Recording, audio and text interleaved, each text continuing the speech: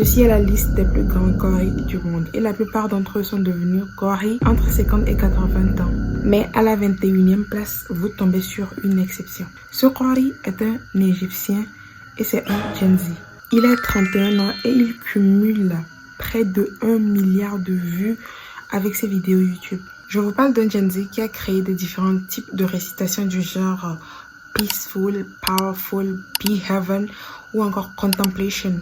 Comme si c'était tout simplement des styles de musique. Pour lui, une seule aya peut être récitée 2545 fois, toutes de manière différente. Pour lui, chaque sourate doit apporter une émotion, chaque sourate doit apporter un état d'âme à la personne qui l'écoute. Et n'est-ce pas cela le but même des artistes musicaux? Le but des artistes musicaux, c'est d'apporter de la joie, de la tristesse, de la motivation.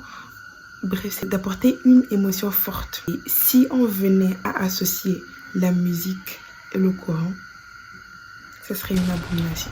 Je vous présente Omar Hicham Al-Arabi. Bismillahirrahmanirrahim. Pourquoi sa lecture est aussi différente? Est-ce de l'autotune? Est-ce une muqama? C'est quoi? Pourquoi est-ce que ça semble aussi hors du commun? Premièrement, pour qu'un Coran ou une lecture coranique soit validée, il faut que ça respecte deux règles. Premièrement, les règles de la tajwid et ensuite les règles du tartil. Les règles de la tajwid, comme Ahkam Nun Sakina wa Tanwin, les Makharij wa Sifa, c'est-à-dire que comment est-ce que les haraf, les mots sortent de la bouche, les mad, le temps de tiraison des lettres, les waqaf et ibtida, c'est-à-dire que où est-ce qu'on doit s'arrêter et où est-ce qu'on ne doit pas s'arrêter. Et aussi éviter les erreurs petites comme grandes.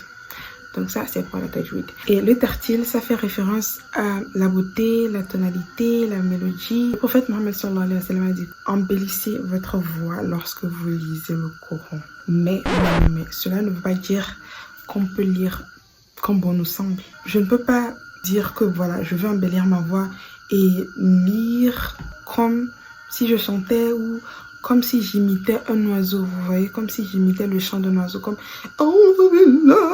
je sais pas. Il y a des règles en fait, même si on doit embellir notre voix, tu dois aussi suivre des règles en embellissant ta voix.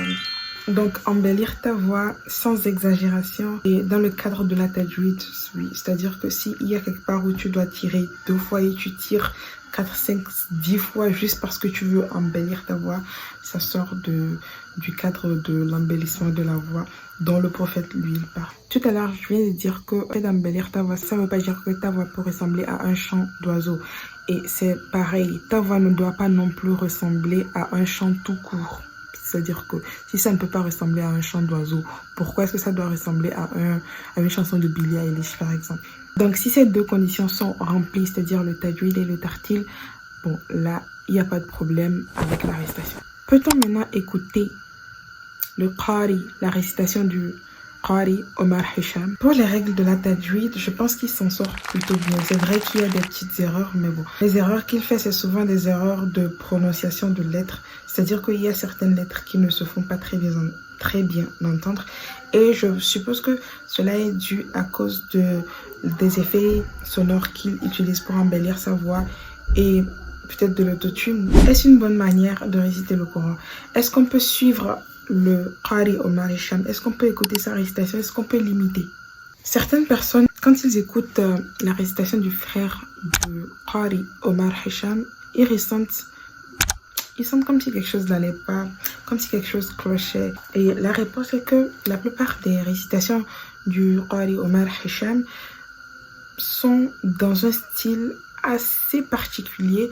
C'est un style western, un style occidental.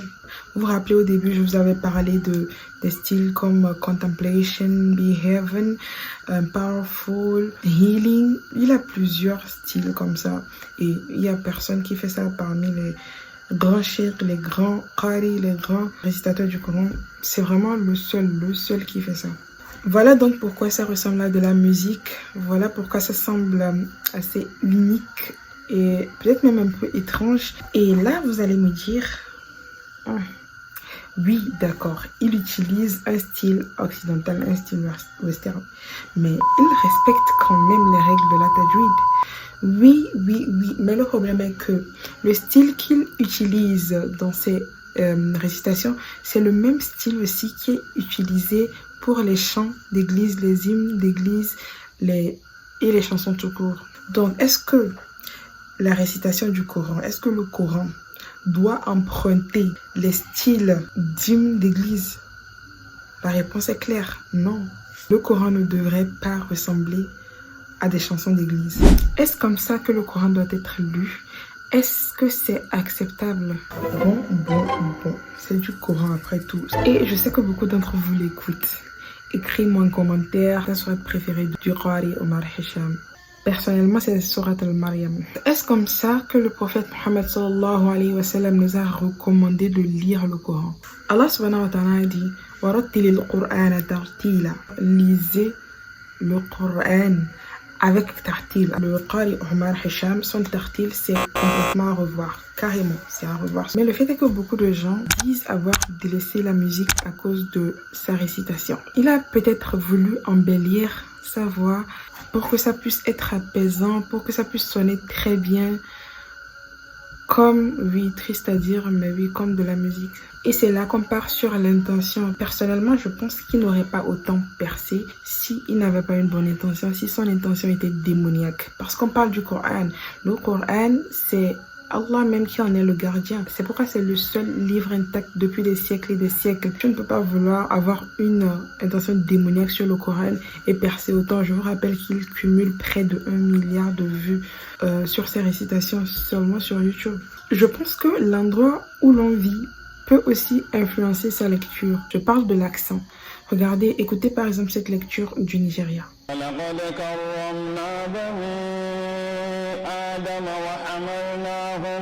Et écoutez aussi cette lecture-là.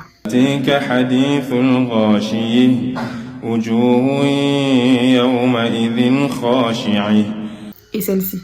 Alhamdulillahi Rabbil Alamin.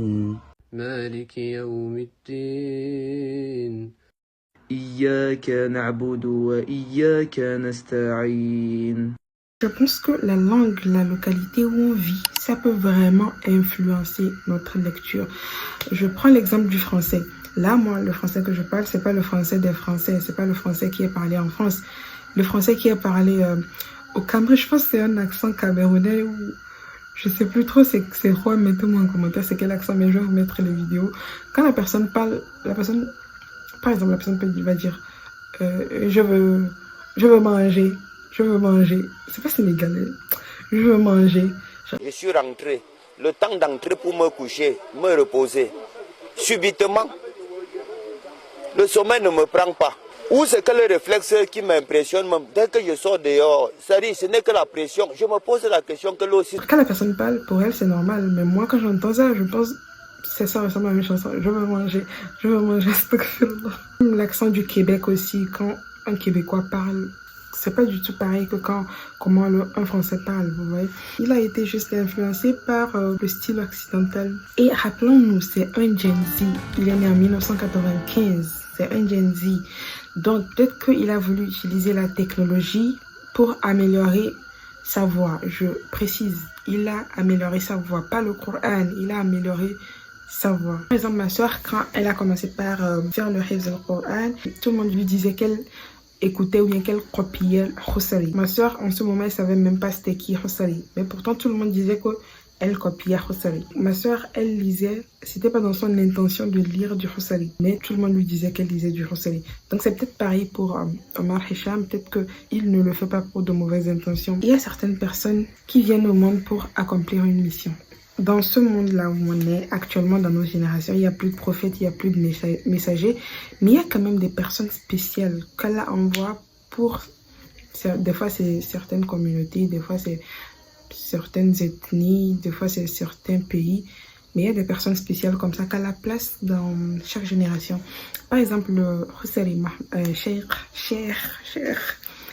Husari, c'est une révolution. Franchement, le mec, c'est le Coran ambulant, c'est même plus. Franchement, Et c'est la même chose pour Ali Jabbar. C'est lui qui a amené le fait d'enregistrer les voix, d'enregistrer le Coran. C'est arrivé au moment où les gens en avaient besoin, où genre, il a adapté la technologie avec le Coran, vous voyez, sans modifier le Coran. Et c'est possible que ce soit pareil pour notre Qari Omar Hicham, parce que peut-être que nous, en Afrique ici, ou bien dans certaines localités d'Afrique, le Coran est très développé, mais il y a certains pays, comme certains pays de l'Occident ou en Europe, où il n'y a pas vraiment, l'accès au Coran n'est pas vraiment aussi facile, c'est pas aussi facile d'accès. Le fait d'avoir certaines personnes comme Omar Hicham dans ce genre de localité peut être vraiment bénéfique. Et la preuve est que une de ces vidéos dépasse 50 millions de vues. C'est que les gens en ont vraiment besoin. En conclusion, ce n'est pas le meilleur qari du monde, mais c'est un qari, c'est le Coran qu'il lit. Et il a mis aussi beaucoup d'efforts à réaliser ces vidéos. Je vous rappelle que c'est un hafiz. C'est un hafiz, c'est pas facile d'être un hafiz. Hein. Il faut être dedans pour comprendre. Je ne le recommanderais pas pour des gens qui veulent devenir hafiz, mais on ne peut pas bannir totalement sa lecture parce que sa lecture reste intéressante et unique, je le précise. Puis c'est pour l'écouter juste comme ça dans la maison et tout, il n'y a pas de problème. Mais si vous voulez vraiment faire du Hifz al-Qur'an, c'est pas le meilleur à suivre. Merci de m'avoir regardé, merci de m'avoir écouté. Salam alaikum.